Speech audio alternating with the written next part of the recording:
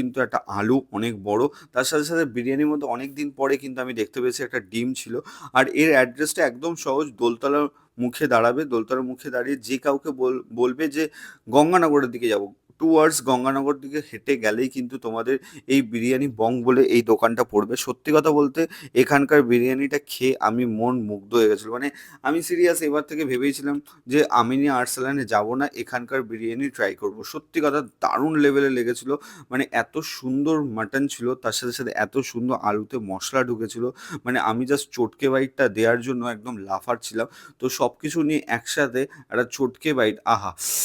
হুম, হুম, হুম। বিরিয়ানি মানেই কিন্তু একটা আলাদা ভালোবাসা, সত্যি কথা। তারপরেই কিন্তু ছিল এখানে রায়তা। হ্যাঁ, বিরিয়ানির সাথে কিন্তু রায়তাও প্রোভাইড করে। মানে বুঝতে পারছো তো কিরকম টাইপের বিরিয়ানি হতে চলেছে? সত্যি কথা জেনুইনলি বলছি, মধ্যমগ্রামে দেখো প্রপার তো ব্যারাকপুর স্টাইলের বিরিয়ানি হয়।